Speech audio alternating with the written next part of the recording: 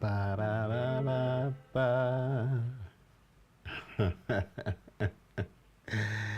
Yes. Hello, everybody. How are you? How are you? How are you? How are you all doing, my good and lovely friends? Niyaphila nonke ni right. I hope izinto zenihambela kahle bazakes. Molweni nonke ezindaweni zonke nihleli niphulaphuleni kuzo. Ndiyanibulisa nonke, mhlobo wenu nguye lo. I am your friend in the Lord. I am your friend in Christ. My name is Jonks, everybody. Igama lam ndingujongile. Yes, igama lam ndingujongile, as you can see up here. Ndiyanibulisa zithandwa zenkosi. How are you all doing? Are you good? Are you well? Are you okay, my good and lovely friends? I am your brother in Christ. Welcome to my home. Welcome to my corner. This is my out loud thinking spot. This is where I think out loud. Yes, this is where I think out loud. Well, ndiyanibulisa ke nonke kwakhona wherever you are, ezindaweni zonke lapho nihleli nikhona, lapho nihleli nimamele nikhona. Ndiyanibulisa. We are live. We are multi-streaming, live on Facebook and live on YouTube. So we are here ke baziksi, siyaqhubeka nencoko yethu. As I said before, these are not sermons. These are just conversations that I love to have. These are conversations that I love to come and share with you, my beautiful friends. Well, ngaphandle ke kokumosha ixesha ndiyazi we had technical difficulties to start exactly at 8 o'clock. Some of these things here aren't cooperating, but you know what? We're moving right ahead. We're not stopping. We're not coming up here with any reasons as to why we didn't come up live, why we promised to come live and we never came. So we continue to have these conversations, Gebazix, me and you over this place. So Inqoko yethu ke namhlanje iphaya sithetha ngendaba ye-one flock, one shepherd, the idea that Jesus introduced as he was having this conversation with his fellow brothers. He was having this conversation with his fellow brothers as they were celebrating this one of the greatest feasts za these people, Israel. There were three greatest feasts these guys had to celebrate each and every year. So they were in one of these feasts as Uyesu was confronted by these guys who were having issues with him going around preaching and performing miracles. They were questioning his motives, and they were questioning how is it possible that this man is doing all these things. How is it possible? Is he the real Messiah, or what's really happening with this man? So we know the story as we have been looking kule ndaba ka John chapter 10. So if you have missed the previous episodes, you can go and watch those episodes and to bring yourself up to speed as to what we have been talking about for the past few episodes. So the last episode we spoke about identifying or recognizing voice kaYesu, ukuthi voice kaYesu, as he said in his word, ukuthi my sheep know my voice. So we last episode besijonga ukuthi kwenzeka kanjani ukuthi umuntu akwazi ukuva or ukubona ukuthi this voice is Christ, this voice is not Christ, because there are so many competing voices out there, competing voices that their intention is to take the place of Christ in people's hearts, just like these Pharisees were. There are still people with the attitude of the Pharisees today in our very own midst. People who are hell-bent to distort izwi lenkosi and put it in that distorted form. Then how are you able as umzalwane to make a distinction in these voices, to know ukuthi voice kaYesu sounds like this, a voice of a hireling sounds like this? So we spoke about that on the previous episode, ukuthi the only thing that can help us ukuthi sikwazi ukuhlukanisa these voices kukuba familiar noYesu. I know most of your people say familiarity, hey, familiarity, hey, never be familiar with your man of God. When you see your man of God, run away, never come close to your man of God. That's what they're telling these people, that's what they're saying these people. But Christ says, come to me and have that close relationship with me. Come to me and be familiar with me. Learn from me. Look at how I talk. Look at how I walk. Look at how I conduct myself. Be familiar with me so that you can be able to distinguish the voices. We spoke about that last episode. We were here. It is a duty yomzalwane nomzalwane to get closer and to get familiar with the word of Christ, to get familiar with the voice of Christ, so that you should be able to discern these voices, because voices are out there. Voices are out there. Voices are out there. So we spoke about that previous episode. So we continue again namhlanje to the next idea that Jesus introduced kule conversation yakhe ebenayo with these guys, with these Pharisees, with these people, these pillars of Judaism. Huh? Jesus comes here with the idea that seem to be a threat in this Judaism of theirs. So this is why he was not a favorite person to these guys, because everything he said and everything he told them was a threat to their system, was a threat to what they normally know, was a threat to how they walked, was a threat to how they talked, how they taught. So that's why they rejected him. That's why they rejected him. These guys, they knew that this one, there is no way such a person can perform such miracles, and yet this person is not Messiah. They knew he was a Messiah. He was a Messiah. But intentionally, they denied him. Intentionally, they denied him because he was bringing a threat. Because they loved to sit on these high places. They loved to sit in this high seat of Moses, you know. They loved to be called by these titles, man. They loved these titles. They loved to be worshipped, huh? These Pharisees. And Jesus comes and desecrates their own fallacy.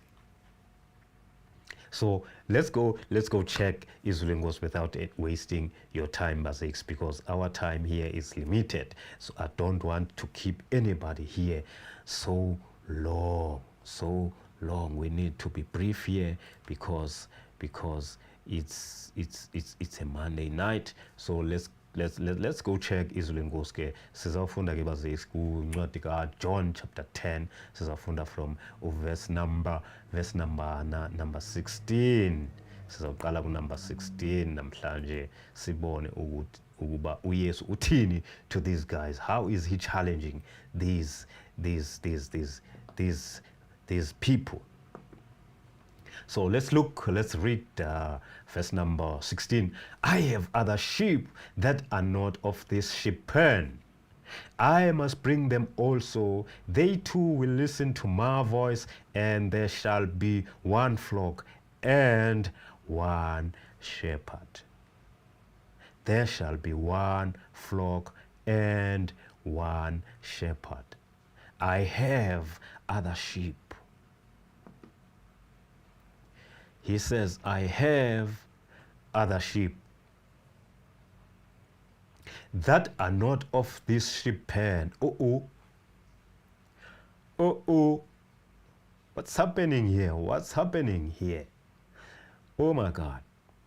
Jesus is telling them something else now. He's telling them something they never expected. Jesus is turning the tables now. He's saying, yes, I know you are so proud of your Judaism, but I am here to bring other folks. I am here to bring other people that are not Jews, other people that are not pure Israelites. Remember, these guys, they have this problem. You recognize abantu from their different ethnic background, if I may use that. They have this challenge. Remember previous chapters that we read, we spoke even about the man that came to worship the man that was healed from leprosy. This guy was from this despised group of people. These people that were not that were referred to as half Jews. So they had this problem.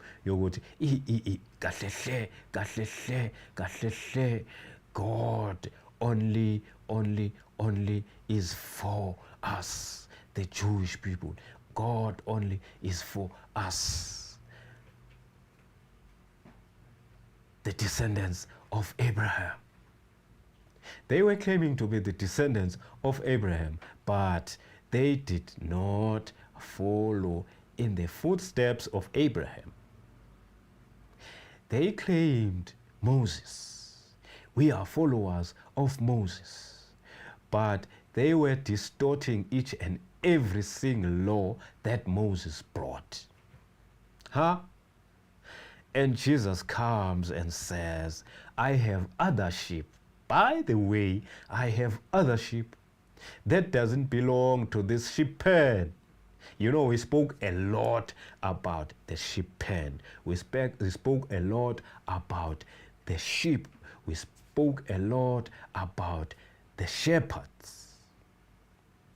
You can go to the previous episodes to get yourself into speed as to what we were talking about. So now we're talking about this one flock and one shepherd idea that Jesus comes with now in this conversation with his people.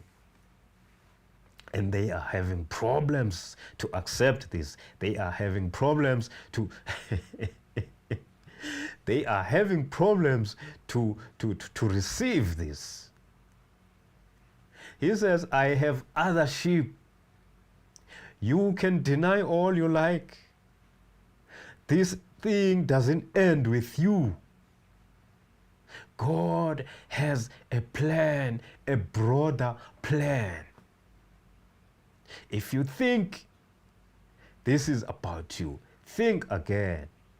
If you think this is only about you, my Jewish brothers, think again. I have other sheep that doesn't belong to this sheep pen of Israel. I have other people that must come. And these people will come because they will hear my voice. And in hearing my voice, they will believe in me. Think about that. That was a low blow to these guys. Because anything concerning Messiah, they thought, has got anything to do only with them. But Jesus says, I have God who sent me. The Father who sent me has a broader plan, has a bigger plan. There's other sheep that doesn't belong here, that I must bring. That I must bring.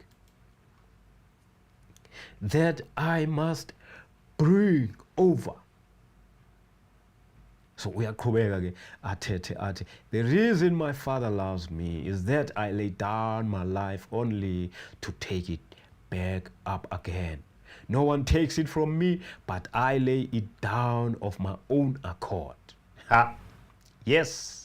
I have authority to lay it down and authority to take it up again. This command I received from my Father. This command I received from my Father. Again, he is bringing their Judaism under threat. Under a big threat. He says, I have the authority. And the authority he's claiming, they are denying.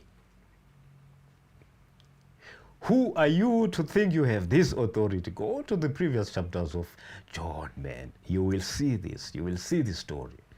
These guys were going back and forth with Christ, questioning his authority. And he is telling them straight in their faces, I have this authority. I have the authority to lay down my life for my sheep, and I have the authority to take it back, my life. I can lay it down and I can take it back.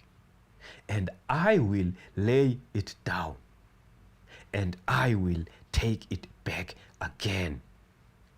And he says, this command I received from my Father.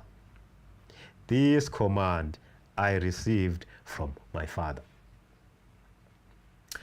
All this is hitting hard to these Judaizers. All this is hitting so hard to them. How can he say he has the authority? How can he say he has the authority? What does he mean when he says he can lay down his life? Who do you think you are? Go to the previous chapters. You will see this. Who do you think you are to say you have the authority? They are saying this to Christ. He says, I have the authority, man, to lay down my life because there's other sheep that I must bring to the sheep pen.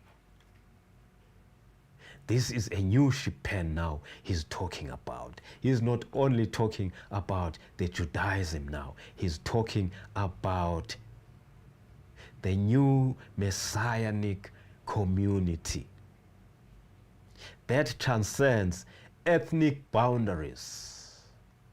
He's talking about the new community, bringing together believers from the Jews, bringing together believers from the Gentiles into a single body under his shepherding.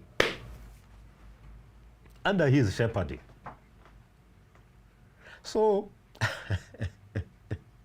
we have this challenge even to this day, man. Even to this day, we have these challenges of people thinking that indaba yensindiso it only hinges with them. There are some people who cannot receive it if they didn't receive it. I mean, if they didn't release it. These people who act like these Judaizers. Because we have such people. We have such people even to this day. Sinabo abantu abanje even namhlanje. Abantu abacinga ukuthi insindiso they have power to release insindiso to others. They have power to withhold insindiso to others. No, no, no, no.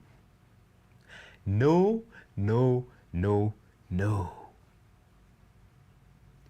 Only Christ laid down his life.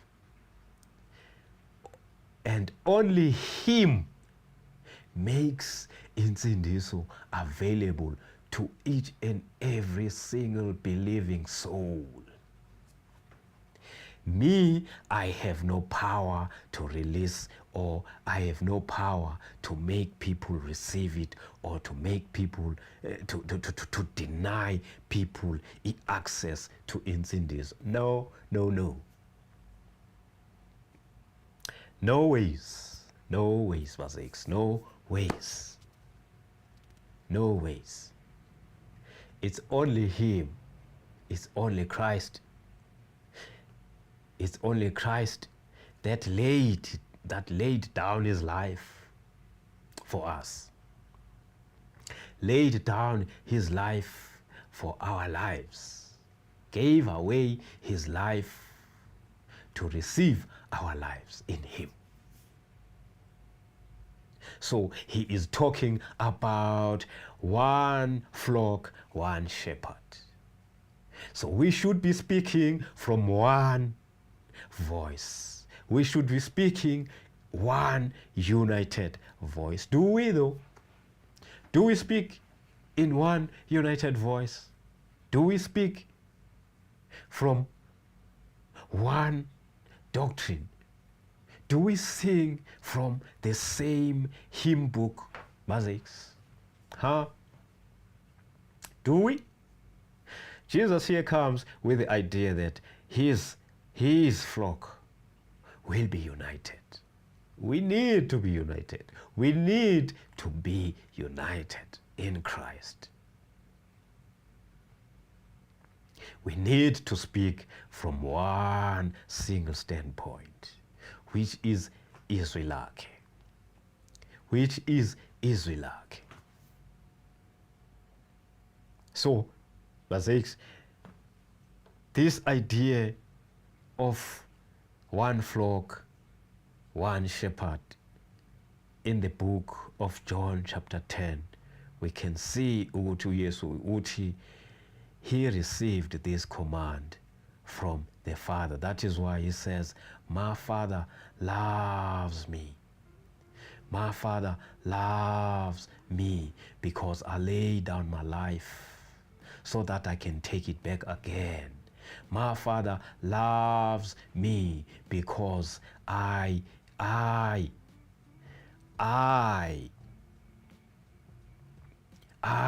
give away myself for the will of the Father to happen, for the will of the Father to be fulfilled.